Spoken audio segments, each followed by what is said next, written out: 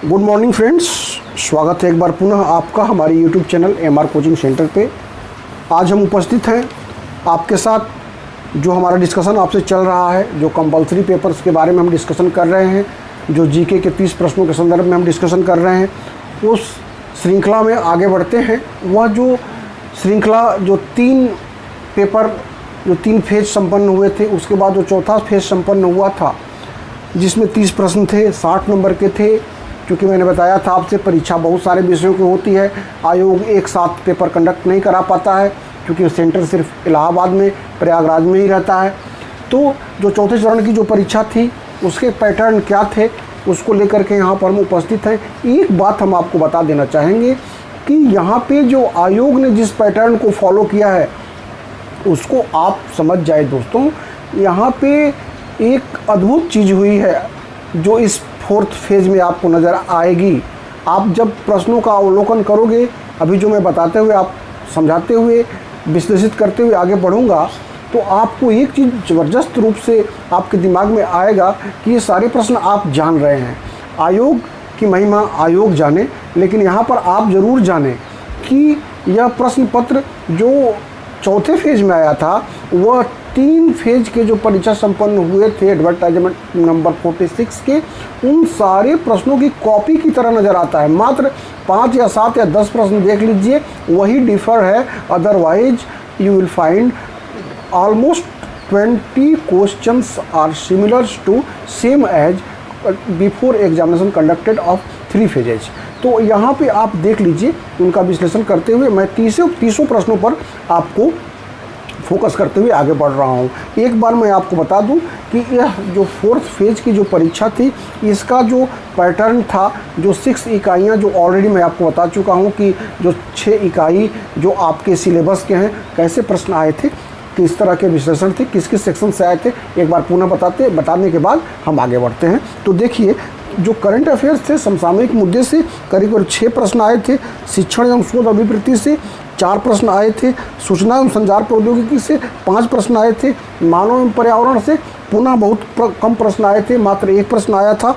भारतीय इतिहास एवं भूगोल 6 प्रश्न आए थे। और भारतीय संविधान एवं अर्थशास्त्र पिछली बार की तरह इस बार भी सर्वोपरि रहा और इससे 8 प्रश्न आए थे। अब बिना देरी किए हम प्रश्नों की तरफ बढ़ते हैं और इन 3 प्रश्नों को आकलित कर लेते हैं, जिससे कि 46 की जीके की जो चारों फेज के क्वेश्चन थे वह आज समाप्त हो जाएंगे। फिर हमारी आपसे मुलाकात नेक्स्ट चरण में होगी। 47 के जो पेपर कंपलसरी पेपर थे उसके बारे में डिस्कशन करेंगे और साथ ही साथ और जो बहुत सारे मटेरियल्स हम आपको प्रोवाइड करने वाले हैं उससे संबंधित हमारी बातें होंगी। आप हमारे चैनल पर अगर नए हैं तो प्लीज़ सब्सक्राइब करें और इस वीडियो को पूरा देखने का प्रयास करें। पहला प्रश्न है, एक्सेल का प्रयोग होता है। दोस्तों, ये कंप्यूटर से रिलेटेड प्रश्न है और एक्सेल के बारे में आप इतने विज्ञ हैं, निश्चित तौर पर जानते होंगे, क्योंकि एक्सेल जो है आज बेसिक पैरामीटर्स है, क्योंकि इसी के माध्यम से हम बड़े बड़े रिजल्ट से लेकर के जितने भी रो और कॉलम का निर्माण करते हैं एक्सेल के माध्यम से करते हैं। या माइक्रोसॉफ्ट का जो एक सॉफ्टवेयर है जिसके माध्यम से बड़े बड़े चार्ट प्रिपेयर करते हैं। तो इसका जो सही जवाब होगा वह होगा प्रदत्त विश्लेषण के लिए। आगे बढ़ते हैं, भारत छोड़ो आंदोलन किस वर्ष से जुड़ा हुआ है? तो क्विट इंडिया मूवमेंट, जो कि हमारे स्वतंत्रता आंदोलन का एक बहुत बड़ा आंदोलन था, गांधी जी द्वारा संपन्न कराया गया, जो 1942 9 अगस्त 1942 में मुंबई से शुरू हुआ था, जिसमें गांधी जी ने नारा दिया था, डू और डाई, करो या मरो। तो यह एक बहुत महत्वपूर्ण आंदोलन था। अगले प्रश्न की तरफ बढ़ते हैं। अगला प्रश्न है, भारतीय संविधान में प्रथम संशोधन हुआ था। दोस्तों, भारतीय संविधान विश्व का सबसे बड़ा संविधान है, लिखित संविधान है, आपको पता है। इसमें बहुत सारी चीज़ें बहुत सारे देशों से ली गई हैं, इसके बारे में हम डिस्कशन बाद में करेंगे। तो भारतीय संविधान में प्रथम संशोधन, जब आपको पता है, इस भारतीय संविधान 1950 से लागू हुआ और पहला संशोधन जो था वह 1951 में ही हो गया था। और वर्तमान तक, आज तक भारत में संविधान जो संशोधन है, करीब 2020 तक 104 संविधान संशोधन हो चुके हैं। इसका जो सही जवाब होगा वह सी होगा। आगे बढ़ते हैं अगले प्रश्न की तरफ। अब देखिए, repetition of the questions you can see here. Bharat संचार निगम लिमिटेड का ब्रांड एम्बेसडर, ऑलरेडी मैं बता चुका हूँ। जब यह प्रश्न आया था उस समय दीपिका पादुकोण को बनाया गया था, प्रीति जिंटा को हटा करके, लेकिन अभी MC मैरी कॉम है एट प्रेजेंस। आगे बढ़ते हैं अगले प्रश्न की तरफ। पेडागॉगी ऑलरेडी बता चुका हूँ, शिक्षा से संबंधित है, पठन पाठन संबंधित है, आप जानते हैं। ICT में C का क्या अर्थ है? कम्युनिकेशन, पहले आया हुआ प्रश्न है, इसके बारे में ज़्यादा बता करके हम समय लेना नहीं चाहेंगे। आप हमारे पिछले प्रश्न पत्रों का अवलोकन किए होंगे तो इन सारे प्रश्नों का डिटेल्स आपने देखा होगा, हम डिस्कस कर चुके हैं। मैन पिछला आया हुआ प्रश्न है, सही जवाब metropolitan area network, no discussion about this. Bharat में कौन सा राज्य सबसे अधिक कॉफ़ी का उत्पादन करता है? I have already discussed about that, तो Karnataka is the right answer. Now next question, this question also is in your third hour 2 phase number examination. Gandhi ji भारतीय राष्ट्रीय कांग्रेस के किस सेशन के अध्यक्ष थे? Belgaum, Karnataka, 1924। You know very well about it. CBDT किस प्रकार के करों के साथ जुड़ा रहता है? तो हमने आप बताया था आपसे कि CBDT जो है central board of direct taxation का संबंध आयकर से है, तो यह जो है आपका सही जवाब डी है, यह भी हम लोग डिस्कस कर चुके हैं। इसके बाद 11वां प्रश्न भी, भारतीय संसद निजी सदन का अध्यक्षता कौन करता है? ओम बिरला के बारे में बता चुके हैं आपको, जो इसका सही जवाब सी है, जो चेयरमैन होता है लोकसभा का, यह करता है। यह 12वां प्रश्न भी आ चुका है। दोस्तों एक बात आप जान लीजिए कि अगर आपकी परीक्षा जिस फेज में है, अगर पहले फेज में होती है तो आप क्वेश्चन का अवलोकन नहीं कर पाओगे, लेकिन अगर दूसरे तीसरे चौथे फेज में होती है तो एक बार आपका प्रयास यह अवश्य होना चाहिए कि आप पुराने प्रश्न पत्रों का अवलोकन कर लें।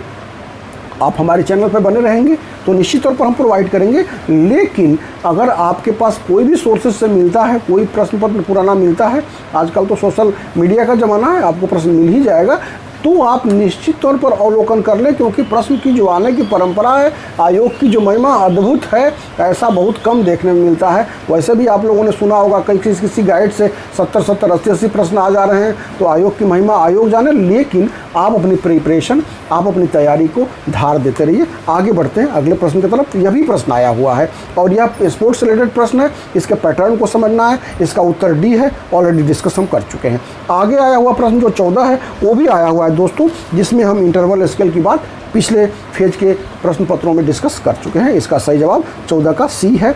इसके बाद 15वां प्रश्न है, जो यहाँ पर जो कह रहा है कौन सा सही नहीं है, यह भी आया हुआ प्रश्न है। इसमें कंट्रोल प्रोसेसिंग यूनिट दिया हुआ, जो कि सेंट्रल प्रोसेसिंग यूनिट होता है। आप जानते हैं, आप विज्ञ हैं, आप जिस लेवल की परीक्षा देने जा रहे हैं, आपसे इस तरह के प्रश्नों के नहीं आने की आशा तो नहीं की जा सकती है, क्योंकि आप नेट है, PhD है, मास्टर डिग्री आपने हासिल की है, आपकी विद्वता अपने आप में साबित करती है। आगे बढ़ते हैं। प्रसिद्ध पुस्तक गीत गोविंद के रचयिता कौन है? यह भी डिस्कस किया हुआ प्रश्न है। जयदेव के बारे में आपको ऑलरेडी बता चुका हूँ।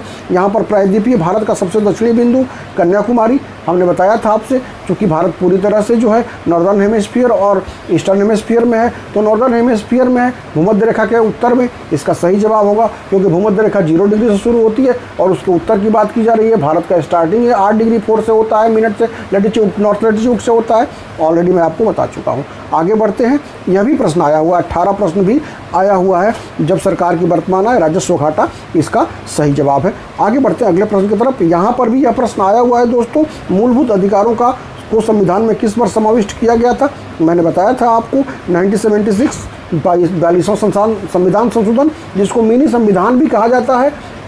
यह प्रश्न गलत था। मूल अधिकार के बदले में इंग्लिश वर्जन में जो है जो इसकी मूल कर्तव्य होना चाहिए था, जो रसिया से लिया गया है। वर्तमान में 11 मूल कर्तव्य हैं। आगे बढ़ते हैं अगले प्रश्न की तरफ। अगला प्रश्न बहुत आसान प्रश्न रहा है उस जमाने का जब यह प्रश्न आया था। गुजरात राज्य की पहली मुख्यमंत्री जब हटे थे नरेंद्र मोदी, तो उसके बाद जो आनंदीबेन पटेल जो थी वह गुजरात की पहली मुख्यमंत्री बनी थी। वर्तमान में विजय रूपाणी वहाँ के गुजरात के चीफ मिनिस्टर हैं। अभी आनंदीबेन पटेल यूपी की राज्यपाल हैं, आपको पता है। आगे बढ़ते हैं अगले प्रश्न की तरफ। विश्व स्नूकर चैंपियन 2014 की बात की गई है। उस समय के अनुसार के हिसाब से पैटर्न को आप देखिए। अब आपको इस तरह के पैटर्न को फॉलो करना होगा। मैं भी बहुत सारे प्रैक्टिस सेट के साथ आपके साथ उपस्थित रहूँगा, लेकिन आप अगर अपना सेल्फ स्टडी कर रहे हैं तो आप इस तरह के पैटर्न्स को देखिएगा। स्पोर्ट्स में पढ़ लीजिएगा, करेंट से रिलेटेड मैटर है।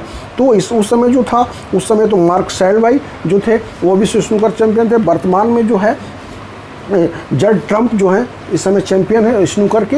अपने पंकज आडवाणी का भी नाम इसमें कई बार आता है। आगे बढ़ते हैं अगले प्रश्न की तरफ। अगला प्रश्न स्ट्रेट से है, थोड़ा डिटेल्स में दोस्तों, इसको ध्यान से देखिएगा। इसमें कह रहा है जब जनसंख्या की प्रकृति जिनसे नमूने लिए जाते हैं सामान्य नहीं कही जाती, आंकड़े विश्लेषित किए जा सकते हैं। पैरामीट्रिक स्टैटिस्टिक्स के द्वारा या नॉन पैरामीट्रिक स्टैटिस्टिक्स के द्वारा या वर्णनात्मक सांख्यिकी के द्वारा या आधारभूत सांख्यिकी के द्वारा। तो हम आपको बता दें पैरामीट्रिक सांख्यिकी में मान्यताओं पर निर्भर करती है, यदि या उन मान्यताओं पर निर्भर करती है जिसमें जो एक आबादी के बारे में, अगर पॉपुलेशन के बारे में डिस्कस की जा रही है तो एक सामान्य वितरण को मानती है। पैरामीट्रिक एक सामान्य वितरण को मानती है, जबकि पॉपुलेशन की बात है, पॉपुलेशन में सामान्य वितरण की बात नहीं मानी जा सकती। तो नॉन पैरामीट्रिक में क्या होता है, यह नहीं मानते, इसमें डेटा को सामान्य वितरण से नहीं लिया, ये नहीं मानते इस चीज़ को। इस तरह से यहाँ का जो सही जवाब होगा वह होगा 22 का बी, इसका सही जवाब होगा। आगे बढ़ते हैं। साइट जो है एब्रीविएशन की बात की जा रही है, सैटेलाइट इंस्ट्रक्शनल टेलीविजन एक्सपेरिमेंट, इसका सही जवाब है। यह एक नासा और इसरो का एक संयुक्त प्रोजेक्ट था जो 1975 में लॉन्च किया गया था। आगे बढ़ते हैं अगले प्रश्न की तरफ। अगला प्रश्न जो है नेचुरल डिजास्टर से रिलेटेड है, ह्यूमन एंड एनवायरनमेंट का प्रश्न है। इसमें कह रहा है कि जो नेचुरल डिजास्टर्स में सबसे ज़्यादा नुकसान किससे होता है, तो नुकसान तो सभी से होता है। नेचुरल डिजास्टर जो है कभी भी फलदायी नहीं होता, वो हरदम नुकसानदायी ही होता है, लेकिन सबसे ज़्यादा नुकसान जो होता है अकाल और बाढ़ से होता है, फैमिन और जो है आपको ड्रॉट और फैमिन से होता है, क्योंकि जब फ्लड और ये आते हैं तो बड़े पैमाने पर पॉपुलेशन को अफेक्ट करते हैं। इसके बाद आगे बढ़ते हैं अगले प्रश्न की तरफ। निम्नलिखित में से कौन सा भारत में ग्रामीण बहिर्प्रवास का महत्वपूर्ण कारक है, यानी कि जो गांव से जनसंख्या बाहर जाती है, जो रूरल माइग्रेशन होता है, जो बड़े बड़े शहरों में आप देखते हैं गांव के गांव जो है खाली रहते हैं, बूढ़े और बच्चों की से वहाँ कोई दिखाई नहीं देता,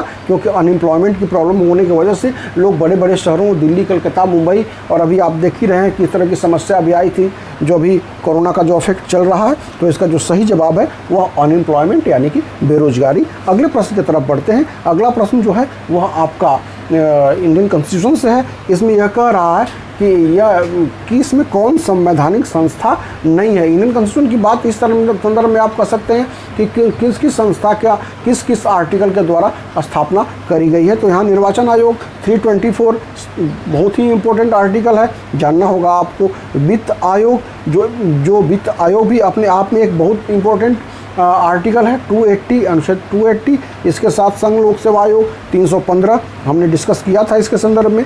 इस तरह से योजना आयोग गैर संवैधानिक संस्था है। इसका निर्माण जो है संविधान निर्माण के बाद हुआ था 1950 में, मैंने बताया था ऑलरेडी इसके बारे में आपसे पिछले चरण में। और यह वर्तमान में योजना आयोग का नाम बदल करके नीति आयोग हो गया है 1 जनवरी 1915 से। इसके बारे में आप अवगत हैं, मैंने बताया था इसके संदर्भ में। कान्हा राष्ट्रीय पार्क प्रसिद्ध है। इसमें जो 4 ऑप्शन दिए हुए हैं उसमें कान्हा टाइगर प्रोजेक्ट से रिलेटेड है। तो यहाँ पर जो आयोग ने जो प्रश्न बनाया है उसमें इसको शेर न होकर के बाघ देना चाहिए था। इंदिरा गांधी राष्ट्रीय मुक्त विश्वविद्यालय किस बार स्थापित हुआ था, यह प्रश्न आ चुका है ऑलरेडी, 1985 इसका सही जवाब है। आगे बढ़ते हैं। जो अगला प्रश्न है परिकल्पना का तात्पर्य है, यह आपके टीचिंग एप्टीट्यूड और रिसर्च मेथोडोलॉजी से रिलेटेड प्रश्न है। दोस्तों इसमें जो होता है किसी तथ्य को समझने के लिए मान ले जाने वाली बात अनुमान पर आधारित होती है, यानी इसमें जो है पॉसिबिलिटीज पर बात की जाती है, संभावित उत्तर पर बात की जाती है। तो परिकल्पना हाइपोथेसिस का जो इसका सही जवाब होगा वह होगा बी, संभावित उत्तर। और जो अगला और अंतिम प्रश्न है इस आयोग के द्वारा संपन्न की गई चौथे चरण की परीक्षा का, और वह है भारत में लिंग भेद जो सेक्स रेशियो है उसका क्या अनुपात है। तो भारत में दोस्तों सदैव जो है पुरुषों का पॉपुलेशन स्त्रियों के मामले में स्त्रियों से ज़्यादा रहा है। तो यद्यपि कुछ राज्यों में स्त्रियों की संख्या जैसे केरल वगैरह में ज़्यादा है, लेकिन नॉर्मली अगर एवरेज इंडिया का रेशियो देखा जाए तो 2011 के अनुसार 943 जो है वह रेशियो रहा है पर 1000 मेल। तो इस तरह से आप इसका बी जो है सही जवाब देखते हैं। तो इस तरह से हमारा यह समाप्त होता है चौथे चरण का चौथा प्रश्न पत्र समाप्त होता है। हम अगले वीडियो में आपसे पुनः मुलाकात करेंगे। दोस्तों एक बार हम पुनः आपसे आग्रह करेंगे कि आप चैनल्स को सब्सक्राइब करें, लाइक करें और अपनी तैयारी को धार देते रहें। धन्यवाद।